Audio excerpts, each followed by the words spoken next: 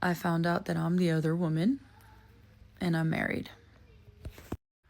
And no, before anyone asks, this is not one of those situations where I cheated or I knew or that I ignored red flags on purpose. Hi guys, welcome back to my YouTube channel. If you are new here, my name is Hannah. Please hit the subscription button, like this video, share, and also turn on notification post so you don't miss any updates. So today we'll be reacting to a video where a lady found out that she was the side chick and she's married. So I watched this story time where this woman, a full married woman, found out that her husband has another relationship and somehow she is the other character. Yes, the other woman. How can you be fully married, legally married, and still be the side character in your own life? Like, make it make sense. How does that work? So imagine minding your own business in your marriage only to find out that you are the side chick in your own relationship. What kind of plot twist is that? So let's talk about it. I found out that I'm the other woman and I'm married. And no, before anyone asks, this is not one of those situations where I cheated or I knew or that I ignored red flags on purpose. That's actually the part that's messing with my head the most because I really thought that I was the wife. I mean, I am the wife. Legally, emotionally, all of it. At least I thought I was. So let me back up because context matters here, of course. My husband and I have been together for a very long time. We didn't rush anything. We dated, we lived together, we built like a routine, a life. We had our own little traditions, like the same shows we watched together. We shopped at the same place. We had such a dedicated life. It was just so beautiful and normal. Nothing about my life felt fake. And I think that's why this hit me so hard. Because this didn't start with some like huge dramatic moment. It started with something so little, so small, almost stupid. Started to guard his phone more, not in a dramatic way, like not hiding it under pillows or anything like that. It was more subtle, like turning the screen slightly so that I wouldn't be able to see it. Stuff you can easily explain with a simple explanation. Stuff you can easily explain away if you love someone or they feel a little paranoid. And you don't want them to be paranoid. And that's exactly what I did. I explained it away. I told myself he's stressed from work, he works too much, all of those excuses that you make. And so I simmered it down to I'm overthinking. Because, of course, that's what you do when nothing else in your marriage feels wrong. It was like he was physically there, but mentally he was definitely somewhere else. Like he was catching up on a life that I just wasn't a part of. I remember thinking, like, maybe this is just what long term marriage looks like, which is also a scary thought in the hindsight.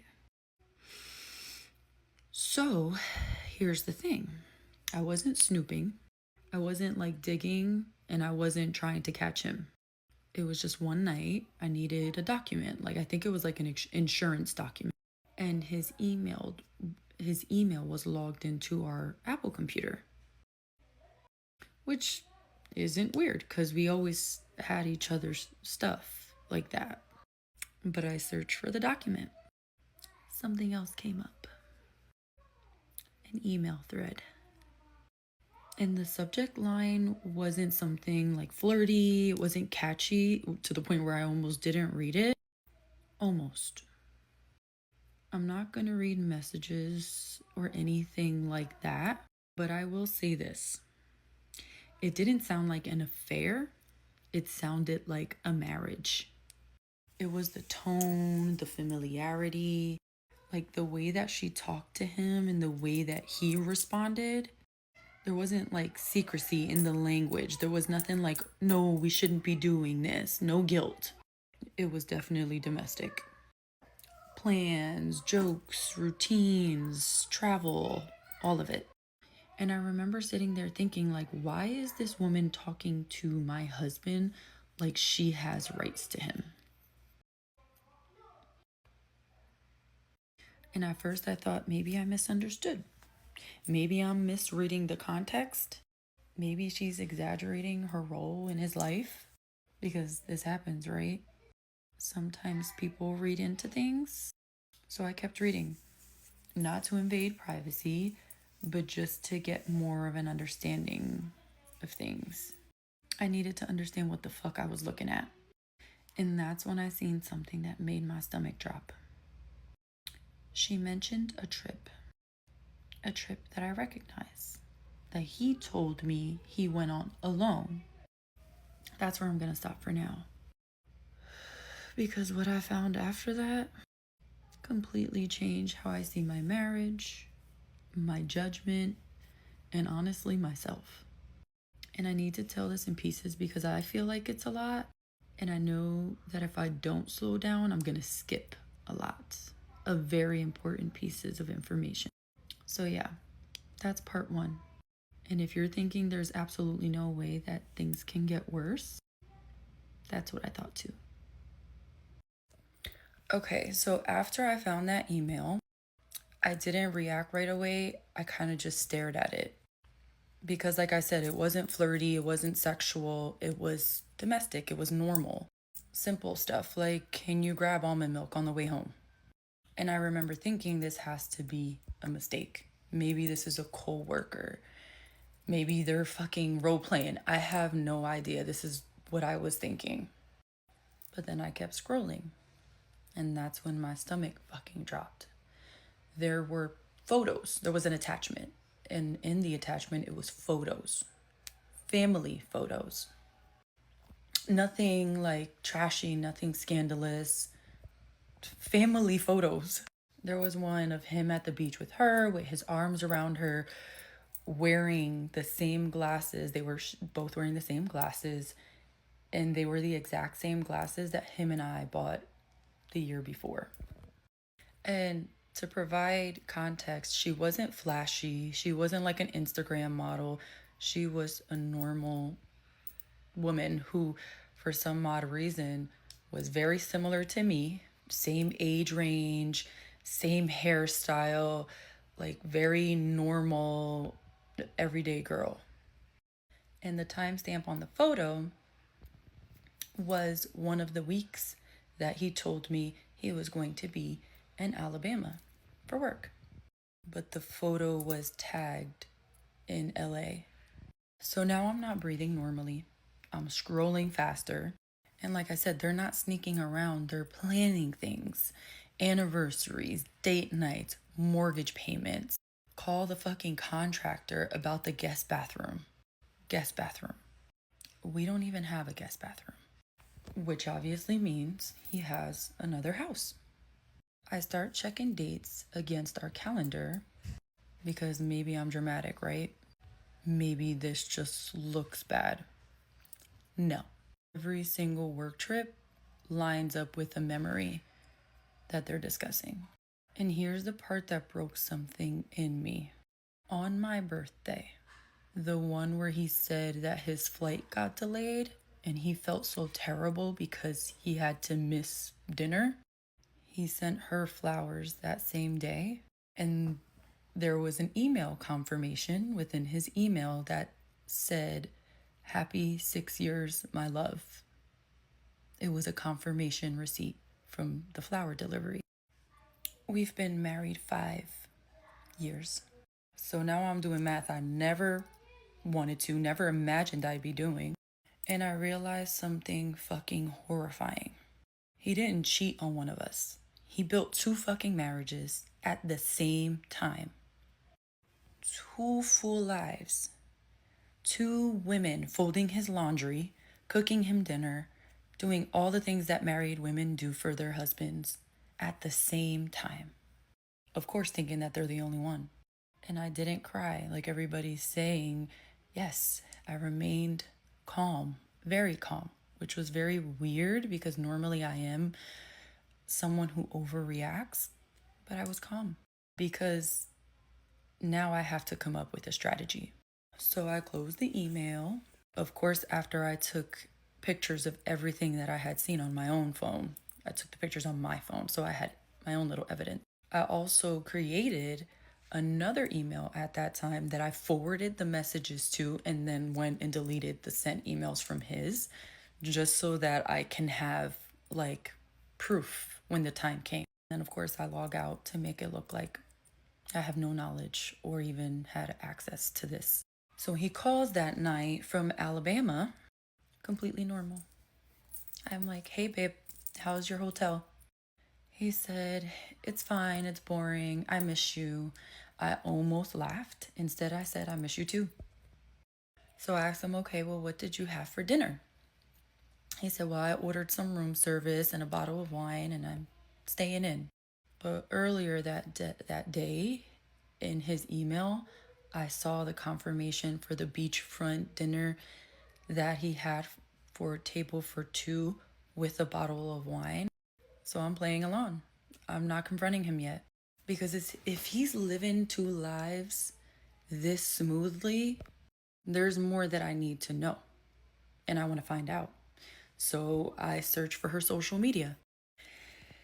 And my blood starts to boil. Well, it doesn't boil, it runs cold. But I look at her social media and she believes she's married to him too. Well, she is married to him too. There were wedding photos, ceremony, dresses, a completely different date than mine, of course. But guess what? Guess who officiated the wedding? The same man who officiated ours. They got married in a different state, different venue, and of course, different years. And her bio said wife, mom, dog. We don't even have a dog. She does, though. And the dog's name is a name that he suggested for one of our children. Do I message her? Do I message her? Because if I message her, I feel like I'm going to blow up everything. But if I wait, I can gather proof. And here's where it gets crazy. The next morning, I wake up and I get a notification from our bank. A large transfer to an account that I have no idea of. I don't even recognize it. And the memo line says school deposit. School? We don't pay for our children to go to school. So tell me why I just found out that my husband possibly has another wife and other children. And I haven't even scratched the surface. Part 3 is when I decide to message her and how she responds. And trust me, her response is not what I expected. First of all, the audacity, the confidence, the time management.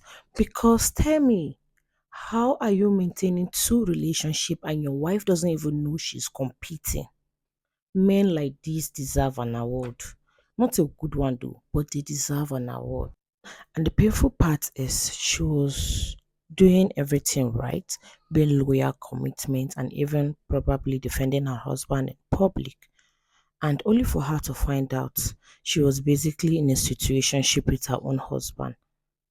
That kind of betrayal is not cheating, but psychological warfare. So I didn't sleep that night, not because I was crying, but because my brain would not shut off. Because if there's a school deposit, there must be a child. And if there's a child, this isn't just betrayal, this is a whole nother life. So by 6 a.m. the next morning, I had already made up my mind that I'm going to message her.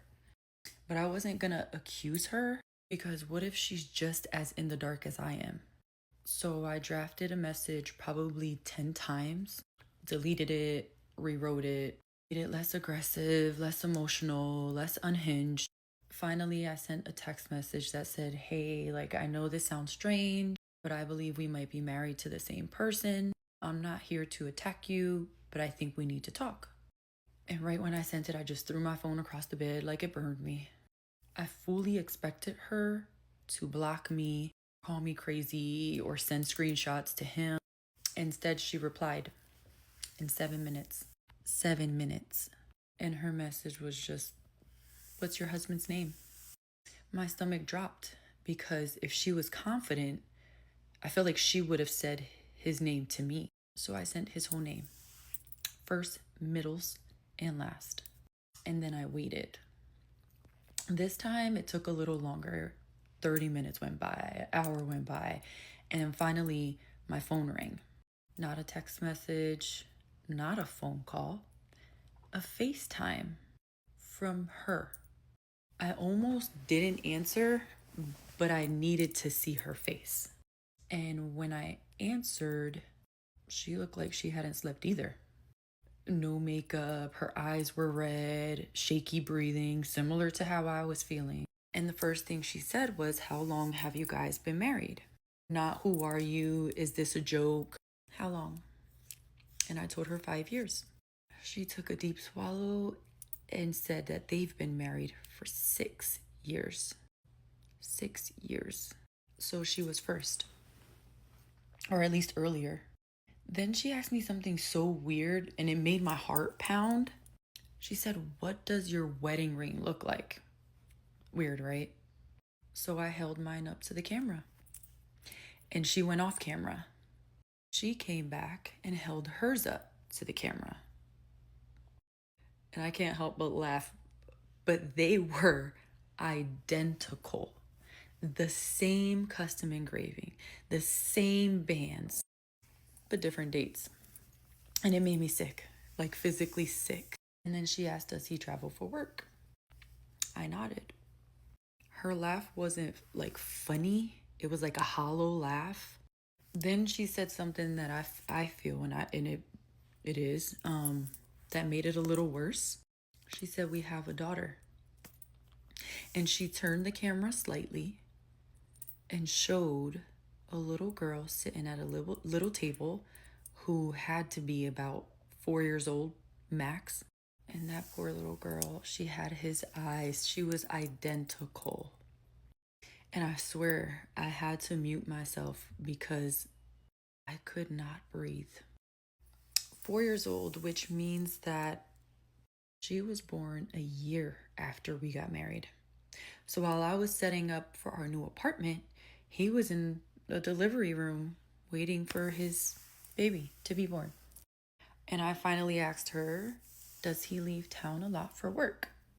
She nodded and said consulting trips 2 to 3 times a month. So I started listing my dates. Now we're both doing the math out loud. And here's the part that I think makes it worse. He didn't overlap sloppily. He rotated us like a schedule, like a custody agreement, except we were both the wives. And then she said something that shifted everything. She said he told her that he has been married before and it ended very badly because she cheated. And I just stared at her because he told me the same exact story about her. So he villainized both of us to each other for years.